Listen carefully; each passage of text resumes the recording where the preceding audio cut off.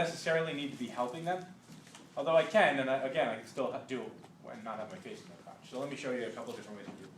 And then I'm even going to show you a way to do it in side posture, just in case. Like, for some of you, doing this on the red table is not going to work, because you lift the foot down and the foot's on the ground. So there's no way you're going to be able to do this. So doing it side posture is another option. I'm not going to hold you accountable for that in the final.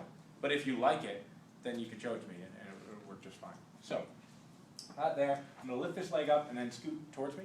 So your leg's off the table. Keep scooting. I got you. Good.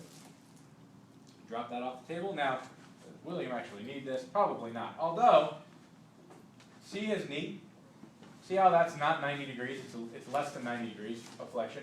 So there's a little bit of tension in his rectus femoris right now. So we could probably do this, even though his hip has no issues right now. His hip is totally extended. So there are a couple different ways to do this. If I want to hold on to the knee, I can do that. And I can also do this. But I'm not, my face isn't in his crotch right now, down here. Okay, just this. I can also do this, if I really feel like I need to hold on to this leg here, I can use my foot to increase the flexion, like that. I like this way because then I don't, even without the whole modesty issue, I don't have to bend forward and do anything in the patient. Because I don't necessarily want to be bending forward and kind of putting a lot of strain on my back while I'm doing this. So I don't even care about that. I wouldn't necessarily stick my butt in his face to do that. So the foot on his ankle works really well. If I was certain that he was holding his knee here and not necessarily letting it go, I could just come down here like this. That'd be just fine. If I wanted to do both, let's say I did this and William, his hips up here and his legs like that, then I want to do both hip and knee at this point, and I would probably do this. Push down the hip like that as I'm pushing it on the knee. And in that case, I just want to make sure that he's nice and stable there on the knee. Most of the time when I'm doing this, I'm going to hold here, I'm going to do it with my leg here. We're going to have him contract real lightly anyway, so go ahead and real lightly straighten your leg. There we go. If for some reason my shoe, whatever shoe I'm wearing that day, kind of hurts on the shin, I'll just either take it off for that moment or put a pillow underneath my foot. Go ahead and relax. Bring that into a little bit more flexion. Do the same thing. If I wanted to do it like this, I could even sit down on the stool and do this. Go ahead and very lightly straighten your leg, just like that. As long as he's holding his knee in there, I'm totally cool. If for some reason he's having trouble doing that, then I want to help him, I could do it like this even. So I don't even have to stand up. I haven't figured out a way to do it in a reclining position, eating chips. But one day I may figure out how to do that. It's called assistance. Working for Yeah, right. Secondaries. What's that? Yeah. All right. So, any questions about that?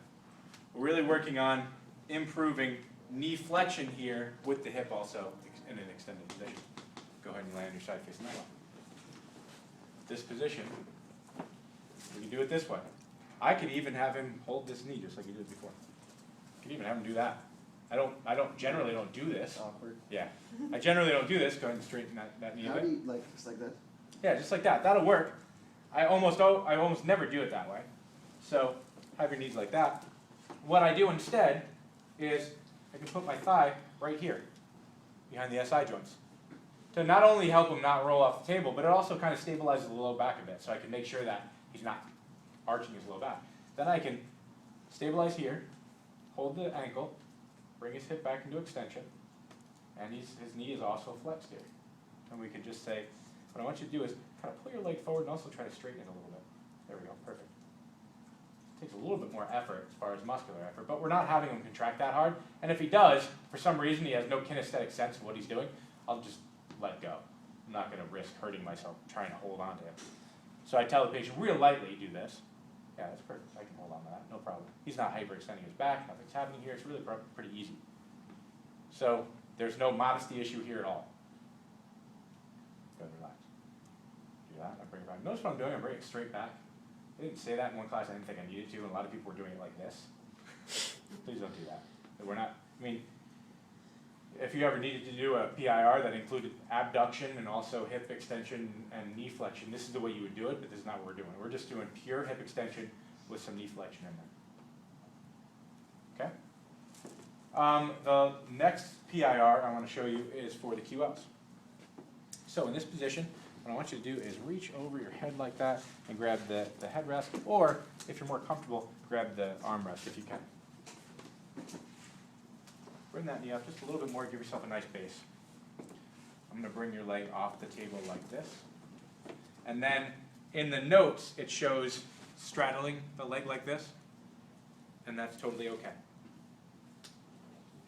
I often don't like to do that because, yeah, I don't want to get kicked. And I'm going to have this patient hike their hip, and for some reason, if they think hiking their hip means kicking me in the groin, then that would be a bad day for me. So, in addition, if for some reason the table were higher or the patient were a lot bigger, this might be, a little bit higher up on my thighs, and that might feel uncomfortable for the patient. Like even now, the patient might feel like where is my leg right now? Like how close are we? That happened actually to a couple students in the last section.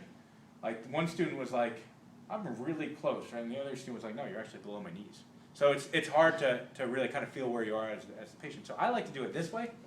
So you can try it both. Go ahead and scoot this hip back a bit. There we go. I'm going to keep you on the table like that. Hook my leg around. See what I did there? Other than straddle the leg, I'm like this.